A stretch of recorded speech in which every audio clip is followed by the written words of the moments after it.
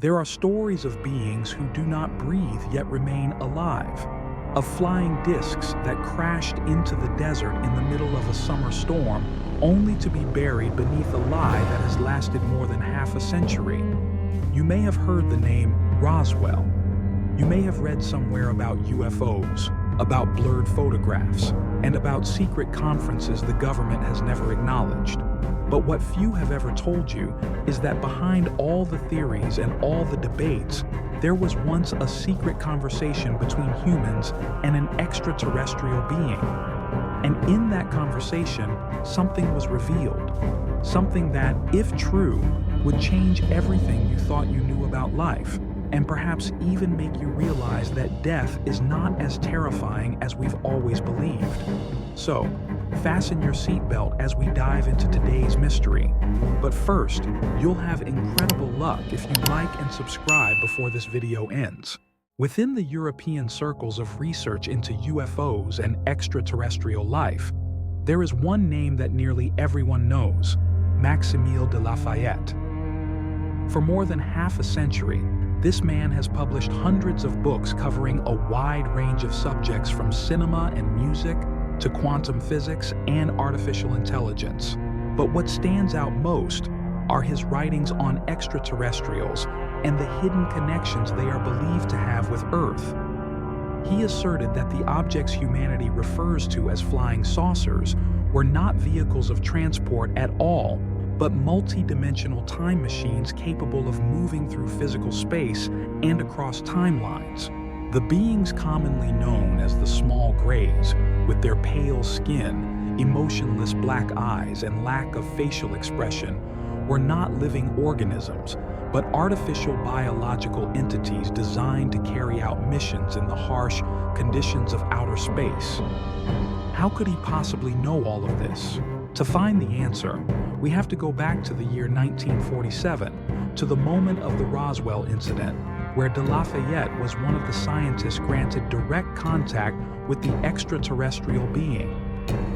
In the summer of 1947, a violent thunderstorm swept across the White Sands Missile Range in New Mexico. This area had long served as the strategic hub for the U.S. military's missile development, where hundreds of captured German V-2 rockets had been received and modified after World War II.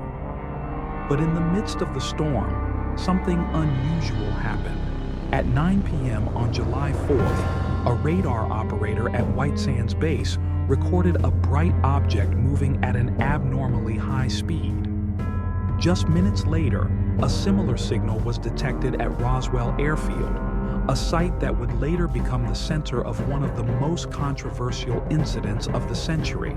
Given the rising tensions between the United States and the Soviet Union at the time, any anomaly in the skies was treated as a potential threat. A rapid response team was immediately deployed, and F-80 shooting star jets were launched to intercept the unidentified flying object. According to reports, the object disappeared, only to reappear moments later, dozens of kilometers away. It made no sound, left no vapor trail, and seemed to defy every known law of physics. The F-80's maximum speed was 933 kilometers per hour, yet the pilots confirmed the object far surpassed human technology. A few days later, on July 7th, a rancher named Monsieur Brazel discovered strange debris across his grazing land near Roswell. He described the material as incredibly thin, almost weightless, and impossible to cut or burn, returning to its original shape when deformed. This material, later conceptualized as shape memory metal, baffled everyone. News of the wreckage quickly reached Roswell Airfield. On July 8th, the military issued a press release stating they had recovered a flying disc that crashed near Roswell. The announcement sent shockwaves across the country. Local newspapers printed bold headlines, and people talked of little else. Researchers and skeptics were left speechless. But just 6 hours later, the military retracted the statement. At an emergency press conference, they claimed it was merely a weather balloon. The story went silent. Newspapers stopped reporting, Radio broadcasts were edited, and those involved became strangely quiet, yet some refused to accept the silence.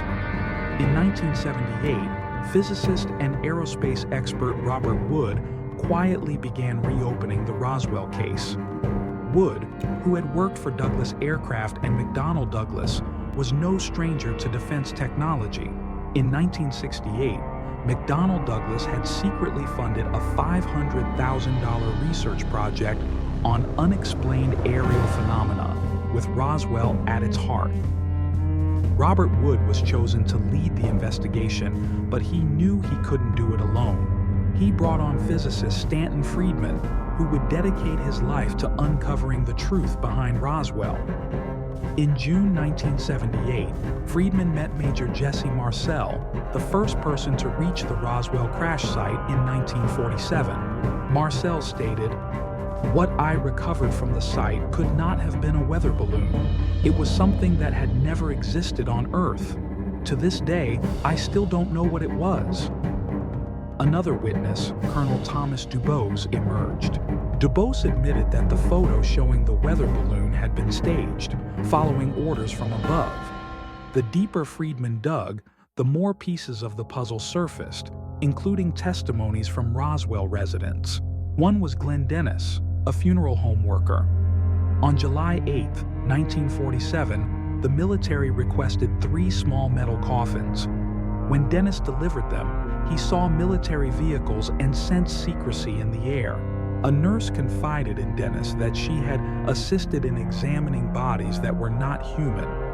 These beings had thin, hairless skin, glossy black eyes, and emitted a strange odor unlike anything on Earth. Friedman mapped out locations, timelines, and the object's possible flight path, cross-referencing with declassified military documents. He discovered the object may have broken apart mid-air, with a second impact site nearby. When the military reached the crash site, they found not only debris, but 2 lifeless bodies and 1 surviving entity. The survivor was small, with pale gray skin and deep, unblinking black eyes, showing no fear.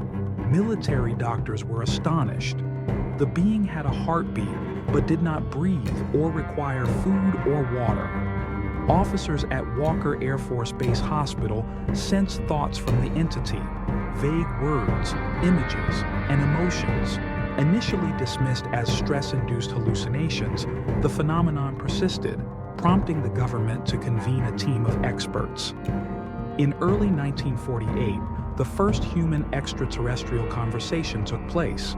Using sound conversion equipment, specialists tried to communicate, but the being transmitted concepts beyond human understanding.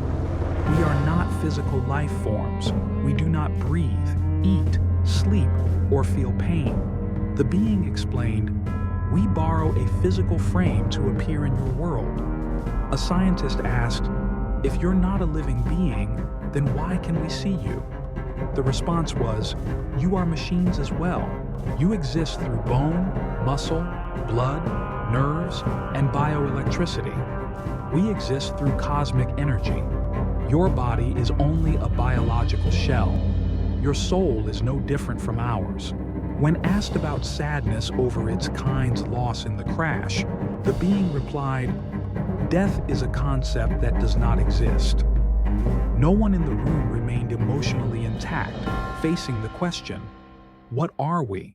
According to Maximilien de Lafayette, the being clarified, "We have been here for a long time. We are not here to observe. You are not an experiment. We are here to help you evolve. The universe hosts countless civilizations, but some souls fail to follow spiritual laws of balance and compassion, choosing war and destruction. Earth was chosen as a proving ground for such souls. Earth's rich ecosystem and diverse conditions create ideal challenges for souls to learn emotional balance, rise above desire, and realize existence is not merely material." The being explained that time on Earth moves slower spiritually, allowing souls to reflect and correct. An invisible plasma energy belt prevents exiled souls from leaving the planet. Decades later, As upheaval grew, people reconsidered this prophecy. Lafayette noted that when the plasma belt weakens, humanity faces phenomena beyond science, like unidentified submerged objects, USOs. USOs, unlike UFOs, emerge from oceans without a splash, shielded by an energy layer. Sightings in places like the Bermuda Triangle and Japan's coastlines have surged exponentially. Lafayette argued this signals Earth's transitional period, with environmental, military, and spiritual upheavals as final tests before the plasma belt dissolves, offering humanity a choice. This prophecy isn't about fear, but an inward reckoning, a test of compassion and rising above instinct. If the soul transcends the material, this is a confrontation within each of us. If you've heard an unexplainable story or experienced something that changed your worldview, share your thoughts in the comments. To explore more mysteries, subscribe and turn on notifications.